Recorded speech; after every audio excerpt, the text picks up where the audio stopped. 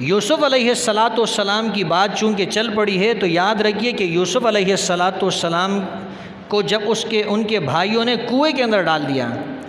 تو ان کے بھائی ایک قمیص لے کر آئے یوسف علیہ السلام کی، اور اس کے اوپر خون لگایا ہوا تھا۔ اس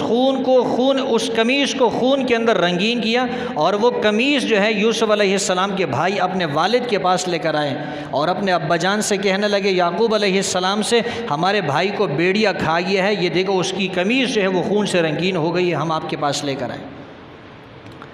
جب یوسف علیہ السلام عزیز مصر کے گھر چلے گئے تو زلیخا نے آپ سے بدکاری کرنے کی کوشش کی۔ یوسف علیہ السلام جب دوڑ پڑے، زلیخا نے آپ کو پیچھے سے پکڑنے کی کوشش کی، آپ کی قمیص پہ ہاتھ پہنچا، قمیص سے پکڑا، یوسف علیہ السلام آگے دوڑ رہے ہیں، زلیخا پیچھے کی طرف کھینچ رہی ہے، آپ کی قمیص پیچھے کی طرف سے پھٹ گئی۔ اور جب یوسف علیہ السلام کے بھائیوں کو پتہ چل گیا کہ آج ہمارا بھائی وہ مصر کا حکمران بن چکا ہے، مصر کا حاکم اور بادشاہ بن چکا ہے، اور پتہ چل گیا، ایک دوسرے سے ملاقات ہو گئی، تو یوسف علیہ السلام نے فرمایا کہ میری یہ قمیص لے جاؤ اور میری یہ قمیص میرے والد کی آنکھوں پہ ڈال دو، ان کی بینائی لوٹ کر آ جائے گی، یا جو زیادہ رونے کی وجہ سے ان کی آنکھوں میں تکلیف ہو گئی ہے وہ تکلیف ان کی ختم ہو جائے گی۔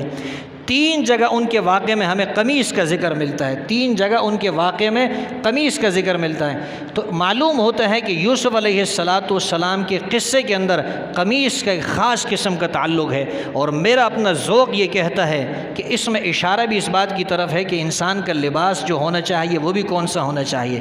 قمیص ہونا چاہیے۔ یوسف علیہ السلام نے بچپن میں بھی قمیص پہنی، یوسف علیہ السلام نے جوانی کے اندر بھی قمیص پہنی، جب بادشاہ بنے تب بھی آپ نے قمیص پہنی ہے۔